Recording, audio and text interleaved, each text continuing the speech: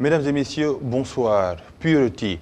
Son habit blanc et son chapelet entre ses mains ne sont que l'expression visuelle. Sainteté. Le saint homme adorait le prophète. La prière sur le meilleur des hommes était l'ascenseur spirituel qui lui a permis d'être en contact direct avec le divin. Scientificité et piété. Il a déconstruit les pensées. Il a lutté contre l'assimilation culturelle. Sa science et son savoir s'agrègent à son ouverture et sa tolérance. Une voie, celle qui mène au bon Dieu. Le guide religieux l'a toujours emprunté. Sa plume n'a pas dérogé à ses règles. Une voie d'intercession, la voie même d'intercession du prophète dans la poésie d'El Hadji Malick Sy. L'ouvrage au menu de belles lignes avec l'auteur Seydi Djamil Niane qui est l'invité de votre émission préférée. Seydi Djamil Niane, bonsoir et bienvenue. Bonsoir Pape Alioune Sarr et merci de m'avoir invité. Un plaisir, vous êtes islamologue et docteur en études arabes de l'Université de Strasbourg. Vous êtes titulaire d'un double master en islamologie, en études arabes, conférencier et auteur de plusieurs publications. Et vous êtes chargé de recherche à l'Observatoire des radicalismes et conflits religieux en Afrique de Timbuktu, Institute African Center for Peace Studies, et vous faites partie également de cette nouvelle génération de chercheurs qui militent pour le développement d'une islamologie critique au sud du Sahara. Votre ouvrage est l'illustration la plus parfaite, mais commençons avec le mot. Un mot qui fait tilt dans le titre de cet ouvrage, c'est intercession. Quel sens ce mot a-t-il dans votre laboratoire d'écriture? Ah oui, c'est un mot qui est très chargé, mais avant cela, juste peut-être une petite précision. Le livre a été publié en 2018 et à l'époque, j'étais effectivement au Timbuktu Institute, au laboratoire des radicalismes religieux en Afrique. Oui. Mais depuis octobre 2020, je suis chercheur à l'Institut fondamental d'Afrique noire de l'Université Cheikh Anta Diop de Dakar. Du coup, je salue bien évidemment mes anciens collègues de Timbuktu Institute et le Dr Bakary Samb qui a fait la préface, mais c'était juste pour préciser que je suis maintenant à l'IFON. Oui. Pas de plus vers le savoir. Voilà. L'intercession, oui. C'est un mot lourd de sens, chargé, mais aussi controversé. Pourquoi lourd de sens et controversé?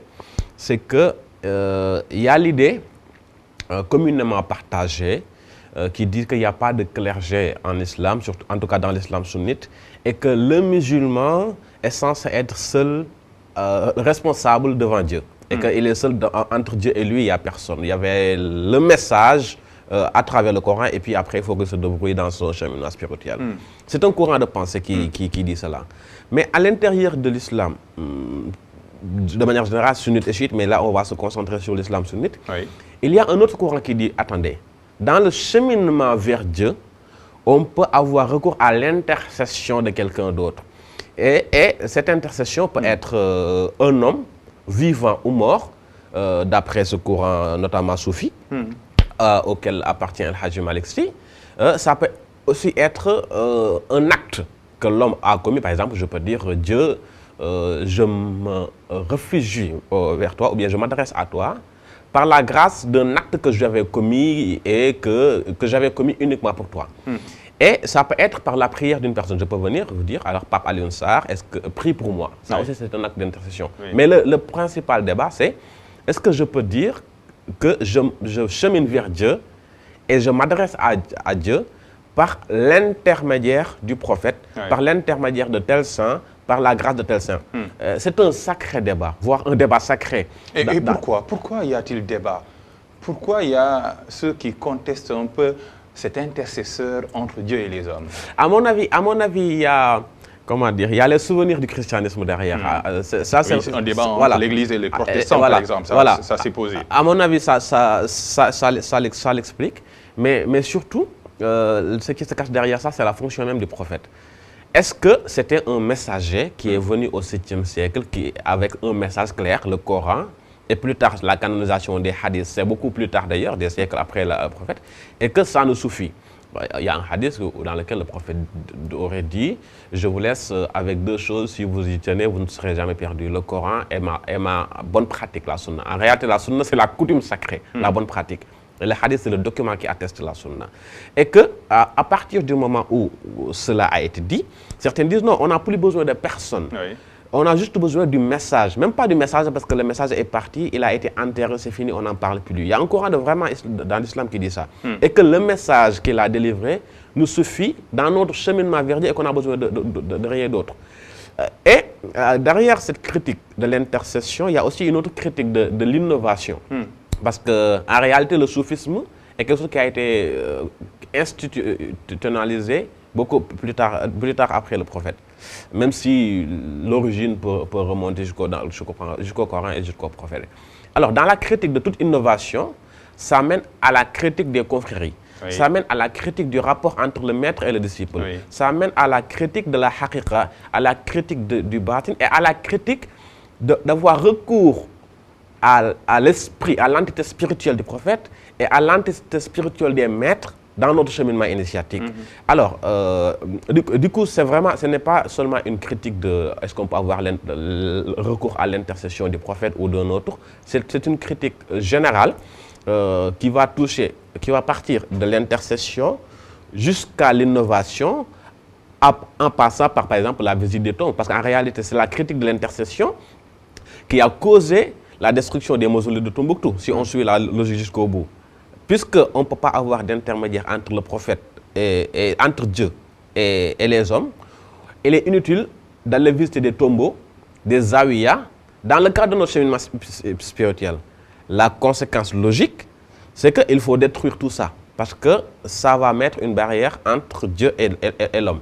C'est un courant de pensée particulier, mais qui n'est pas celui très radicaliste d'ailleurs. Et faut-il aux croyants un pont pour accéder au bon Dieu? Le pont, c'est l'intercesseur. Oui, alors c'est la position de Hadji Malik. C'est la position de Hadji Malik. C'est la position d'ailleurs de tous les soufis. Comment dire, Mohamed el-Boussiri, on récite tout le temps le Bourda actuellement pendant les 10 jours qui célèbrent le Gamou. À un moment donné, il dit que même les prophètes,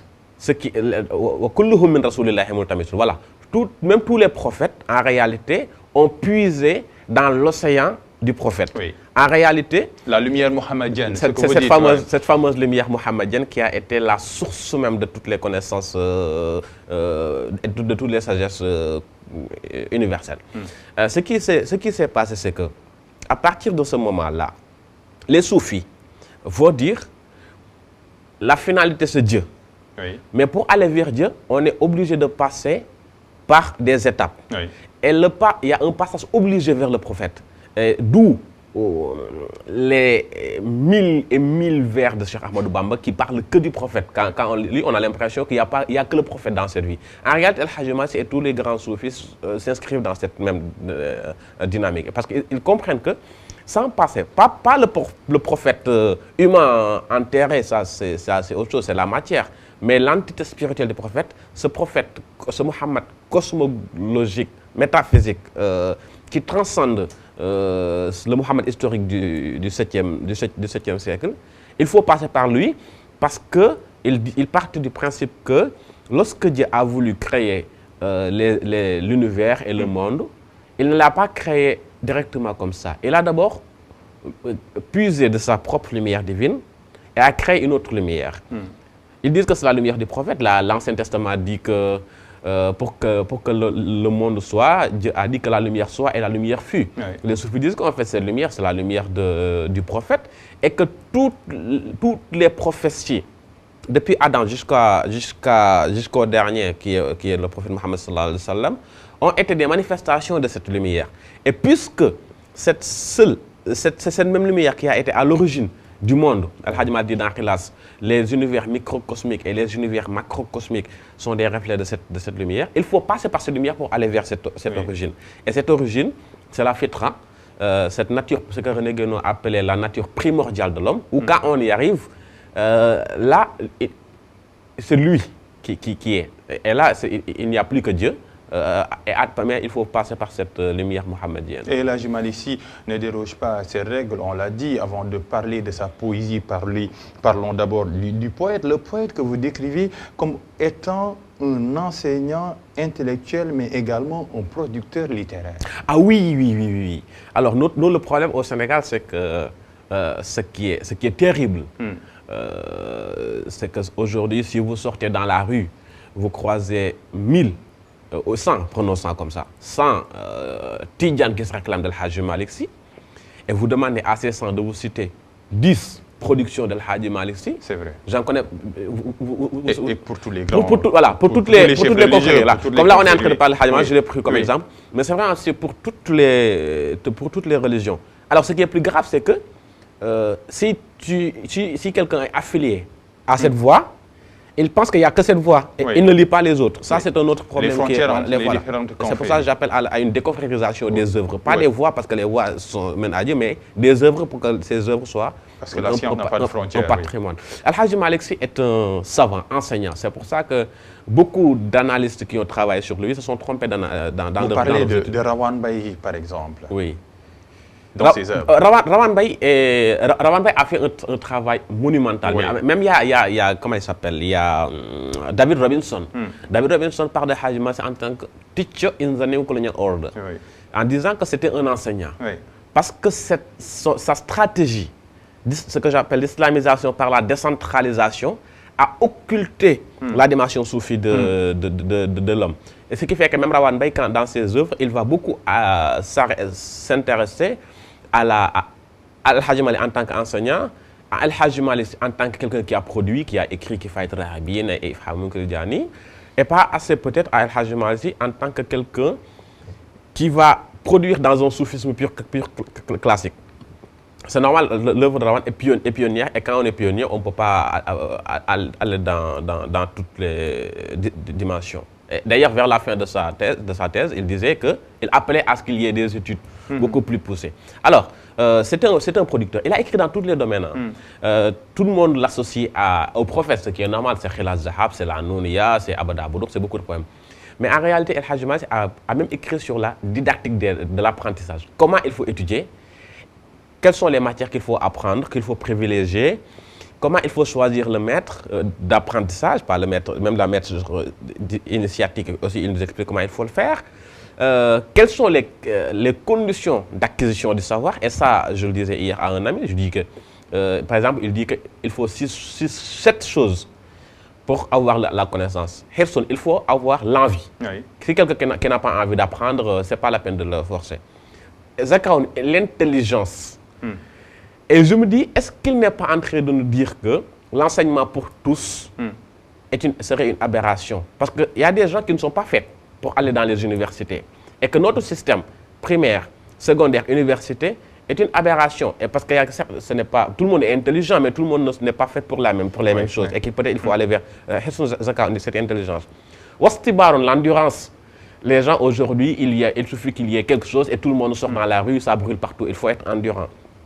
Boulratoun, il faut avoir de quoi manger. Il était contre la mendicité. Oui. Les gens, ce qu'on appelle les enfants des rues, ce qui est un mauvais terme, les enfants dans la rue, parce que la rue n'a pas d'enfants.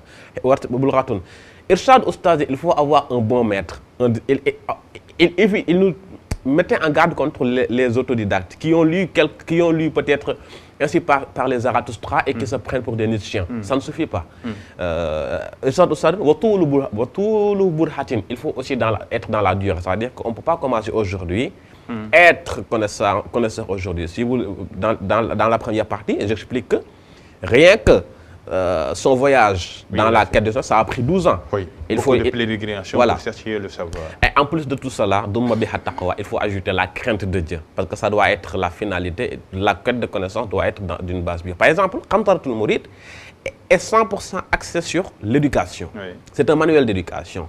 Il a écrit sur l'héritage, Kawkabul Mounir, tout un livre sur l'héritage, comment distribuer les sommes, comment faire, par exemple, si le grand-père est là et que l'oncle n'est pas là. Toutes les complications de l'héritage, il l'a réglé dans un traité.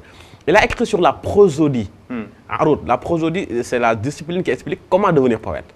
Il a écrit sur le soufisme, sur la tidjaniya et bien évidemment sur le prophète. Il a écrit pour parler à ses femmes. Alors ça, c'est un magnifique poème que j'aime beaucoup. Mes amis féministes me la demandent tout le temps. À un moment donné, il parlait à son épouse, Mme Rokhaya Ndiaye, qui est la maman de Serigne Babacar Sy. Et regardez comment il lui parle. Il dit, « Ya Nouzhati, jardin de mon cœur, Qurratal Aynayni, prunelle de mes yeux, Ya Amali, ô toi mon ultime désir. » avant de lui lancer le message, Tawakkali bil ilahil khaliqil jabali. Place ta confiance au Seigneur. C'est le Dieu qui a créé les montagnes. Vous voyez, même ça, la manière de parler à son épouse, il écrit, il a parlé sur le Ramadan par exemple. Le Ramadan arrive, il écrit. En fait, n'importe quelle occasion était un prétexte pour qu'il écrive. C'est pourquoi parfois on peut trouver des poèmes qui comptent plus de 1000 vers, comme Khilal Zahab, à des poèmes qui ne font que 2 ou 3 vers. Parce que bon, par exemple, il voit quelque chose qui passe, je me mets à écrire. Il voit autre chose, il se met à écrire. Il a beaucoup produit. Malheureusement, sa production est peu exploitée. C'est notre mal pour ces chefs religieux. On ne retient que la dimension spirituelle au sens propre du terme, mais pas la dimension intellectuelle. L'une des missions essentielles de la ici, et j'aime bien les mots d'Iba Der Thiam, c'est qu'il était non pas à la conquête d'un espace territorial, mais à la conquête d'un espace spirituel. Ça, c'est important. Ah oui, non, il a compris, parce que là des années, un siècle plus tard, on parle de décolonisation des savoirs. Je dis que vous êtes vraiment en retard en réalité. Avec le sommet France-Afrique, par exemple. Non, bon, ça c'est autre chose. Là, je pense qu'on est vraiment en retard. C'est un stratège. Il a compris que, après El Hadji Omar, après Maba Diakhou Ba, après toutes les guerres, d'ailleurs, les révolutions ont commencé depuis la guerre des marabouts, les révolutions des Torodo, puis El Hadji Omar et Maba Diakhou Ba, 20e siècle, pas seulement Hadji Omar, c'est tout ça. D'ailleurs, entre parenthèses, si on prend l'exemple de Ahmadou Bamba, les colons étaient persuadés qu'il était en train de préparer une guerre. C'est pour ça qu'il a eu beaucoup de difficultés avec eux. Mais il disait que je prépare la guerre, mais par les séances, voilà. El Hadji Malick a compris que la guerre militaire ne servira à rien, parce que de toute façon, on va se faire battre. Qu'est-ce qu'il faut faire? Il faut être proche. Sans être dans la collaboration, ça c'est une erreur monumentale. El Hadji Malick n'a jamais été un collaborateur. Il était ce que le professeur Ranbay appelle un résistant pacifique. La résistance pacifique après les résistances armées. Il dit quoi? Je vais être dans les villes et je vais sortir des campagnes. Pourquoi? Parce que pour aller partout où il y a l'administration coloniale, je vais être là-bas. Partout où il y a un tribunal colonial, il y aura une zawiya. À son époque, il était, si ce n'est le seul ou le rare à avoir zawiya à Saint-Louis, zawiya à Tivaouane, zawiya à Dakar. C'était sa stratégie.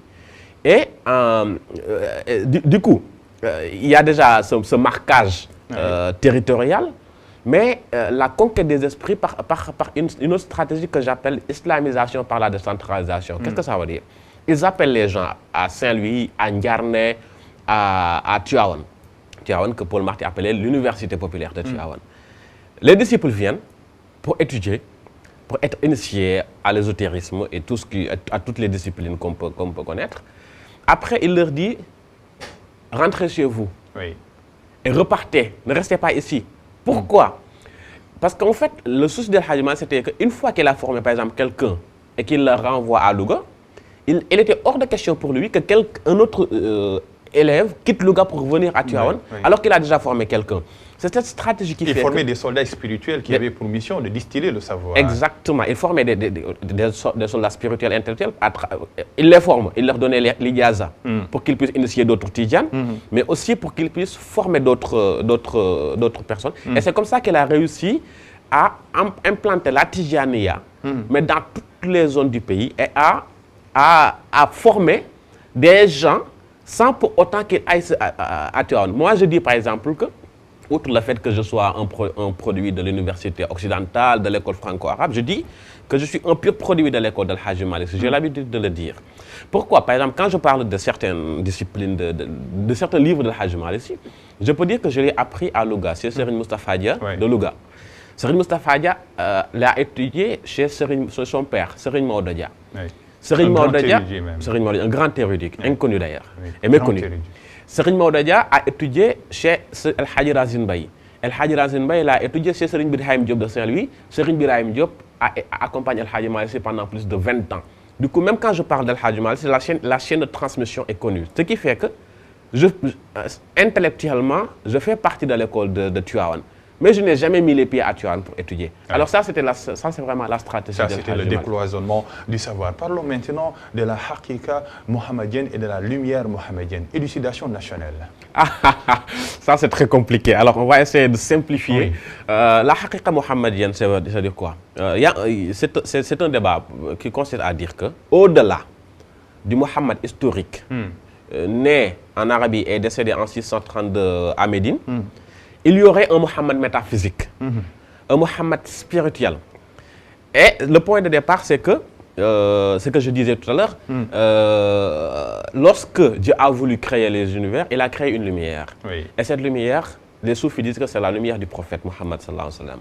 Et que c'est à partir de cette lumière que Dieu a créé le monde. Oui. Ce qui fait que le monde en soi est une manifestation de la lumière mohammedienne. C'est à partir de cette lumière que Dieu a créé les hommes, les anges, qui sont tous des manifestations de la lumière mohammedienne. D'ailleurs, on peut aller plus loin. Oui, allez-y. Les soufis disent que l'être humain qui marche est un Mohammed. C'est parce que si ceux qui lisent l'arabe, écrivez Mohammed comme ça en vertical. Le mim, c'est la tête. Le ha, les deux mains symbolisent le ha. Le ventre symbolise l'autre mime et les deux pieds symbolisent le dal. Du coup, on a même l'être humain qui marche est un Mohammed dans sa forme. Ce qui fait que certains disent que si jamais quelqu'un doit aller en enfer, il va avoir une autre forme, mais pas la forme actuelle de Mohammed. Alors, Mohammed, du coup, cette lumière aussi, cette réalité métaphysique est la base des connaissances. Oui. Que ce soit rationnel, intellectuel, philosophique, mathématique, tout ce qu'on veut. D'ailleurs, à l'époque du prophète, il y avait un certain Ouais al-Qarni qui était un yéménite mystérieux qui disait depuis Yémen, moi je sens le parfum du prophète et qu'il n'a jamais rencontré. À un moment donné, il y a deux compagnons qui étaient allés au Yémen, je pense que c'était Ali et Abou Bakr, et c'était Ali. Et il leur dit, mais vous n'avez jamais vu le prophète. Il dit, mais non, nous, on vit avec le prophète. Non, celui que vous avez vu, c'est Mohammed ibn Abdullah. Mais le vrai Mohammed, vous ne l'avez jamais vu. Et quelques années plus tard, Abu Yazid al-Bistami, un grand métaphysicien et mystique soufi, dit, j'ai plongé dans les océans des connaissances, cherchant à appréhender la lumière mohammedienne, mais je me suis rendu compte qu'il y avait entre cette réalité et moi plus de 1000 voiles de lumière. Et si je m'étais approché du premier voile, je serais brûlé tel du cheveu jeté sur le feu. Et c'est comme ça qu'ils le disent. Et que même Mohamed al-Boussiri dit qu'on ne peut pas connaître cette réalité. Tout ce qu'on peut faire maintenant, c'est dans ce cheminement aller vers cette réalité. C'est pour ça que quelqu'un que je cite dans le livre dit que si on peut résumer la réalité mohammedienne, c'est que Mohammed est à la fois le but et la cause de la création. Oui. Et c'est pour ça qu'El Hadji Malick dit à un moment donné wa ma khalaqa ar-rahmanu shay'an li nafsihi siwa sayyidil mahmoudi wa huwa habibu. Dieu, le miséricordieux, n'a rien créé pour lui, si ce n'est le prophète. Et qu'il a créé le reste de la créature pour rendre hommage au prophète. Alors ça, on va me dire que c'est en contradiction avec un verset du Coran qui dit que Dieu n'a créé les hommes et les anges que pour qu'ils soient adorés. Alors, il n'y a pas de contradiction, mais il y a un paradoxe. Et les paradoxes sont récurrents dans la mystique. C'est que la raison et la cause n'est pas la même. En fait, la finalité et le sens, c'est pas la même. On dit hikma et mashia. C'est-à-dire que lorsque Dieu, la finalité dans sa création, c'est le prophète. C'est le prophète. Mais à partir du moment où on est là, on est aussi là pour rendre service à l'homme, pour être aussi dans la quête de ce Seigneur. Et dans la quête de ce Seigneur, il faut l'adorer. La meilleure façon de l'adorer pour les soufis, c'est de prier sur le prophète, c'est de rendre hommage au prophète à travers l'éloge, à travers la prière sur le prophète, à travers le gamou et à travers... Et El Hadji Malick écrit des mots extrêmement magnifiques. Et vous l'écrivez en maître basite. En provenance d'être invisible, l'annonce de la bonne nouvelle de la naissance est répercutée partout. À sa naissance s'effondrèrent les idoles et se déclenchèrent les météores jetant au djinn des projectiles. Les colonnes des palais des rois furent ébranlées ainsi que les fondations de la Kaaba, 3 jours durant sans interruption. Elle s'inclinant sur ses angles jusqu'à se prosterner afin d'honorer celui qui mérite égard et respect. À sa naissance, le mortier vola en éclats. Cette destruction fut mystérieuse pour tout son peuple. Les balcons du sanctuaire s'effondrèrent. La grande salle de Khosroès se détruisit. L'eau sécha et le feu s'éteignit. C'est magnifique. C'est incroyable parce que la question que je me suis posée, c'est OK. El Hadji Malick au Sénégal est connu pour le gamou. D'ailleurs, Seigne Maodo que je citais tout à l'heure avait l'habitude de dire que si vous allez dans n'importe quelle gare routière du Sénégal, vous dites que amenez-moi au Gamou. Oui. Sans précision, on vous amène à Tivaouane. Exactement. On dit Gamou Tivaouane d'ailleurs. La question que je me suis posée, c'est alors, mais qu'est-ce qui s'est passé? Qu'est-ce qui s'est passé de spécial dans cette nuit pour qu'El Hadji Malick Sy accorde autant d'importance à ce jour? Et j'ai trouvé la réponse dans Khilaz Zahab. Il explique ce qui s'est passé. Après, que ce soit historique ou symbolique, ça c'est un autre débat. Mais il dit que tout cela, la nuit où le prophète est né, tout cela s'est passé. Et que même, à un moment donné, il dit, même les lions et les chameaux, les lions et les tigres et les autres animaux de la brousse se sont fait des câlins ce jour-là parce qu'il était hors de question d'être méchant ou de faire quoi que ce soit. Et à partir de ce moment-là, j'ai dit ok. Puisque du coup ça annonçait un autre monde. Oui. Le monde de la fin des temps. C'est pour ça que toutes ces royautés, toutes ces vieilles civilisations ont assisté à leur chute. Et que dans ce monde des fins des temps, voilà une lumière qui fait trembler Khosroès, qui fait trembler Rome et Byzance. Et que de ce point de vue, pour l'unique voie de salut dans ce monde-ci, ce serait de passer par lui. C'est pour ça qu'à un moment donné, il dit que la célébration de la naissance du prophète est source de grâce et de bienfait. Bihi sharafun wa khayrun. Et que c'est en le célébrant que les vœux, que ce soit spirituel, métaphysique, tout ce qu'on veut, se réalise. Alors, El Hadji Malick est tellement obsédé par le Maulid qu'à un moment donné, dans un de ses poèmes, il dit que chaque jour, chaque nuit, chaque mois, on peut célébrer le Maulid. Il dit par exemple que je peux dire que je le célèbre annuellement en disant que c'est dans l'année que le prophète est né. Je peux célébrer chaque mois en disant que c'est dans un mois qu'il est né. Je peux le célébrer le jour J en disant que c'était le meilleur jour. C'est pour ça que en plus du Gamou Tivaouane, il y a des Gamou tous les samedis, n'importe où, dans tous les coins du Sénégal. En réalité, le Maulid n'est pas seulement un événement, c'est une pratique d'intercession. On y va pourquoi? C'est pour ça qu'il mettait aussi en garde, il disait on peut le faire, mais seulement si cela ne vous pousse pas vers la commission des péchés. S'il y a risque de faire n'importe quoi, il faut arrêter.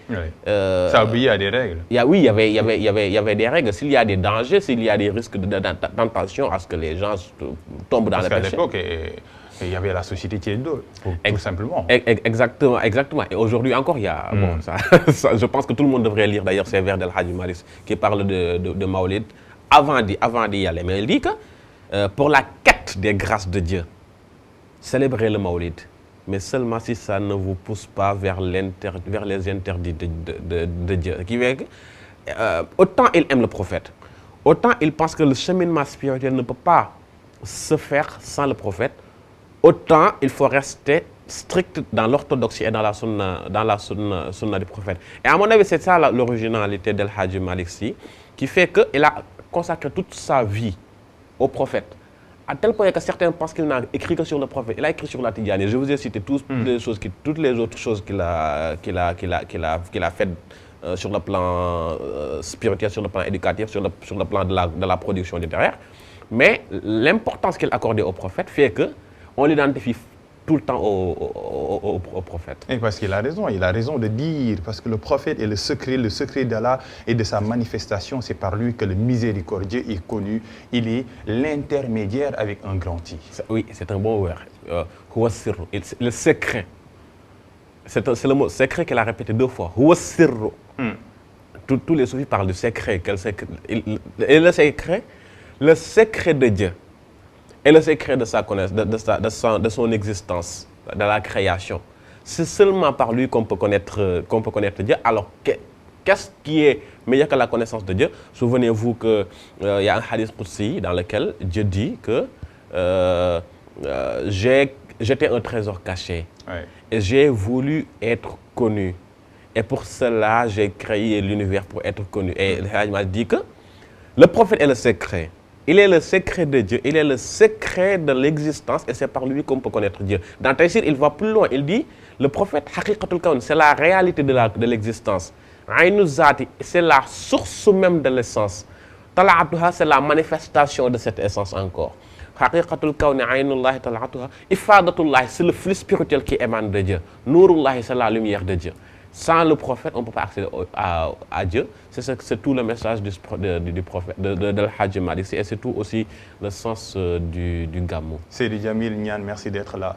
Et merci, c'est toujours un plaisir d'être avec vous. La voix d'intercession du prophète dans la poésie de l'Hajj Malik, un ouvrage écrit par Seydi Djamil Niane pour parler un peu du maire des hommes, le prophète et la poésie de l'Hajj Malik, l'intercesseur, l'intercession. Le canal passe par les mots OTS, les mots d'un intellectuel et surtout d'un producteur littéraire. Tels sont les mots qui pensent et qui pensent également à décrire El Hadji Malick Sy. En tout cas, merci d'être là et bon Gamou, participer également à la construction de la mosquée de Tivaouane, faisant un peu cet acte symbolique pour bâtir cet édifice importantissime pour la religion, mais pas que. Bon Gamou, merci à toute l'équipe qui m'a permis de réaliser cette émission. Rendez-vous la semaine prochaine pour un autre rendez-vous du livre, de la lecture et de l'écriture sur ITV.